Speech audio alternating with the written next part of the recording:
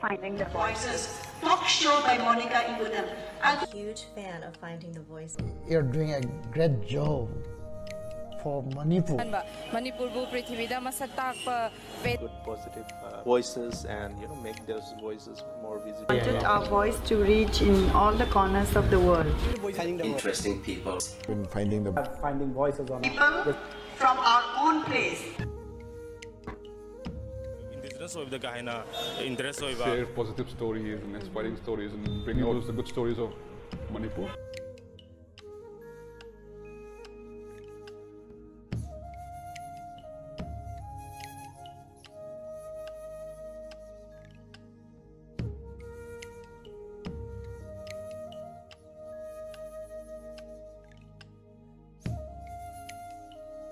Finding the Voices.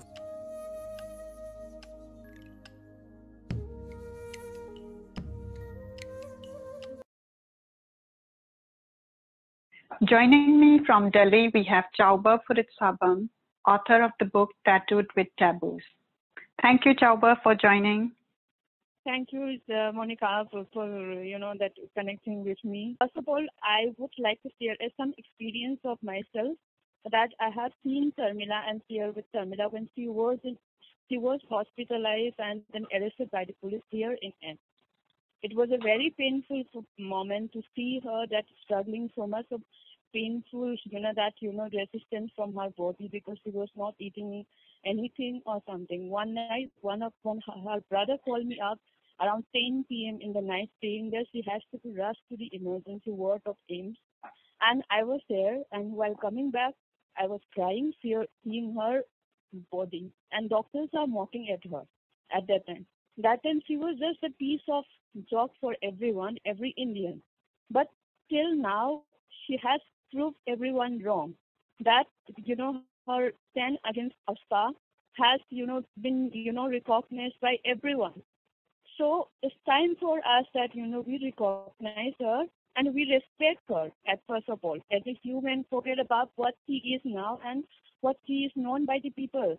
But she is any human being, any woman like us, like you, me, and any other person who dream about something.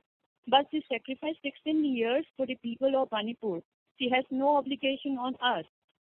But now she has changed her course of, fight against ASPA. She never said that she will stop fighting against ASPA. And even if she say, I want to stop fighting against ASPA, that is her right. And now she stopped fasting and we completely thrown her away, not having a place to stay. Actually, we as a people of Manipur should be very shameful. And the second thing is that, we should be, that for the first time I feel that, I feel so shameful being called as a Meitei and then, being born in that place. That one woman, she sacrificed her life and everything. And now she took a decision of her own for whatever reason it is. Even if she quit the protest against ASPA, then we should give her the liberty to choose what she wants to. That is the first thing. So I welcome her. I support her unconditionally because that's, after all, a humanity. If we are fighting against the ASPA or whatever it is, but we are not able to show the humanity against a person who stood us for 16 years. That's the point here. Right. So, yeah, you have brought out a very beautiful point that we have in all this process. We, as a community, we have forgotten how to be human beings and, see the humanity in her. Yeah, exactly. That is the point. Second thing about joining politics, it is her which she expressed to the people of Manipur because she owned this state and she is born there and then she has done so much for the people. So that is her right to say something what she wishes. That is, nothing is there to mock at her and then, bringing the question of whether she is just a 12th class person. She knows she doesn't know about politics. She doesn't know about constitution. She knows politics better than any of the paper lions, scholars, and anybody who has done so many PhD from any university. Because she knows that something is going wrong. People are killing indiscriminately, under some umbrella. That's why she stood up and took up a non-violence protest. It's not about Gandhi or somebody. I don't compare her with Gandhi also. I'm not an admirer of Gandhi, but and I'm an admirer of Sharmila. And whatever she says, she is a human. And so, about taking the election course, there is nothing wrong in that. Those people who are blocking at her saying that she wanted to be CM of Manipur has been voting, the present CM from the past 20 years by taking favor from the same person. The existence of Sharmila and the government, present government, who has the record of the number of fact encounter is a hypocrisy, moral hypocrisy of Manipur people. They should not blame, that Sharmila. They should be shameful of themselves because the Ibobi and Sharmila exist together.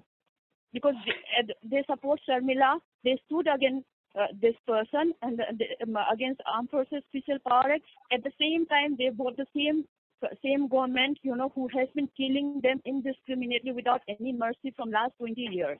The Supreme Court has started looking at Manipur as a place because of Sharmila. Right, that is absolutely right. The media presence and international attention, we got a lot because of Sharmila. When people were killing in the road, in the that jungle everywhere, no one knows where is Manipur. So now, after 16 years, when this woman has highlighted everything, this woman has bring the dark side of the Indian so-called democracy. Now we are throwing her away. So would you she shared her vision of change, that by her joining politics, she wants to change the society and she wants to, she has a vision on increasing the positivity within our own society. She has already brought the change. The time right. her past, the time that, all the people in Manipur have started having this, feeling that, something is literally going against us, that the Indian government is, giving us this stepmother treatment to us. So that is already change has been already brought to us, and I am sure if whatever she is doing, you should have faith, trust, and support to her. So would you vote for her? Obviously, so far I have not, given my vote to anybody because I don't trust any of the candidates who are coming with a bottle of wine or, an offer with job or if they, requested for money or whatever. But and for the first time, if I have to vote, then I'll vote for her. Okay. So whatever she has done, I think that is the only reason I can. Okay. So you are in favor of her, to join and be in the politics scenery of Manipur, and you believe that is the way. If we have to, Manipur has to exist in the map. And if they don't want, then those lion scholars, they should give her away what they want to do, and they're free to do. Like Sharmila has not taken any, any way of protest that is patented. So if anyone has continued any protest against AFSPA, then she's not going to. Monica, Finding the Voices. Finding the Voices. Finding the Voice. Air Force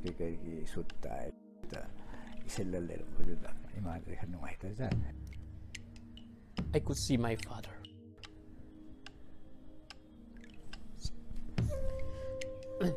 Who came to meet my headmaster because he was unable to pay the fee. I'm sorry.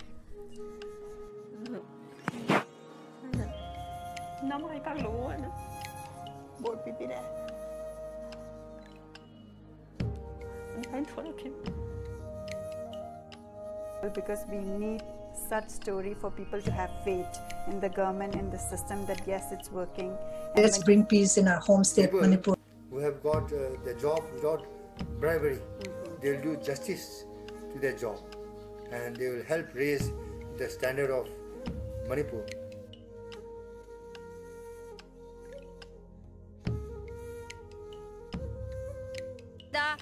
Me machine creado. I adu paraga tingogi.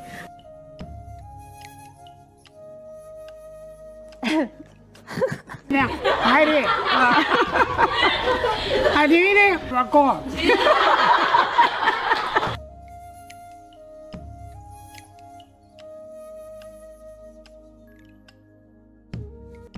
have seen a lot of coverage and report of some of the public reaction back in Manipur to the extent of her being banned entering a community. What is your reaction to that? It's disappointing, disgusting, and so that shows a narrow-minded and selfish attitude of our community. And I don't blame those women, Maira Paibis and the Imas. I know their emotions. I know how they are made to feel hurt by the decision of Sharmila. I would say that they are just simply used as a puppet by few people who wanted to use Sharmila's body, and then after her death. What they want is that she be remembered as a person who has been who had died for Manipur. But when she survived, she wanted to do something, so nobody wanted to stood for her. And the second thing, anybody who is been criticizing about her personal relationship with so and so person and an outsider, they should be very shameful about this thing. First of all, it's a completely showing the disrespect. They show it to their family, and to their mother, to their sister, and whoever it is. It's true that we have to, that understand that we have brought up in a very patriarchal society. We don't know, we don't want women to take a decision, but we want women to use as a shield against the bullets of army and the India government. But if they started taking a decision, then they literally become an enemy and they are thrown out of the house. Today, Sharmila doesn't have there's a roof to stay, because I don't know what happened, but that is because she took a decision without consulting anybody. Consulting is her right, and taking a decision on her own is also her right. Yes, the media did cover that, but I also believe that there are a lot of people like you, right now who are voicing, and I think the intent for me to come up with this episode is to consolidate everybody's voice, because I believe that there are a lot of people out there who support Sharmila and who view her as a human being and who would want her to grow in her vision. I think again, like it's the media, picking up only on few of the isolated incidents, I would like to call that, and magnifying that. It's not about incidents. It's actually, the first thing what we require apart from ASPA is to condemn this shameful act of disrespecting a woman taking a decision. It's not, I feel that, we are more oppressed and suppressed by the patriarchal society than armed forces special power is. In your view, this whole thing, you are more hurt and, I am more hurt because that, because of the way women are being treated. She doesn't have a roof to stay at the age of 44 years. And she has been disowned by everyone because she has taken a decision of her own. That's right. More hurt than, any other thing to me, because after all, there is no humanity. So I don't know what is the extent of those people who are talking so much about the Armed Forces Special Power Act. To me, these people and the Indian Army, whoever coming with the bullets, are same too. So that's my message to these people. So what is your message to Sharmila? Because Sharmila has indicated that she needs and she wants to hear a word of, moral support. To Sharmila, I just wanted to say that she has always been an icon for us, and she will keep us inspiring us to understand politics, to understand life, to understand sacrifice. And we are always with her. And then whatever she does, I'm sure that, she is a better person to decide what she wants to do. And we can only support her, but we can't claim her body and soul. That's all she should understand. And she should not, break down because of so many useless comments and judgment coming out. She herself said that she's not a goddess. She doesn't want to be also. So she said it very correctly. So no one has a right to, put her in a temple and then pray to her. She should be treated as a human, and she should take a decision. Thank you. Is there any other thing you want to add before we end? I think the women in Manipur should start fighting against this oppressed patriarchal society who try to stand every woman who take their own decision. But you keep saying that, about women, but don't you see that there are women who are, See, that's a very long discussion and argument that can be done. We can blame each other, the woman thing, this war, but the society from the beginning has been created to manage, this kind of fight only. If you want to, that if you want to pull down another woman, then you confuse another woman and then just make her stand against another woman. And that's politics we should understand. All right, so we'll table that for another discussion. Thank you so much for sharing your thoughts. That's Chaoba Phuritshabam, joining us from Delhi, author of the book Tattooed with Taboos. Thank you, Monica.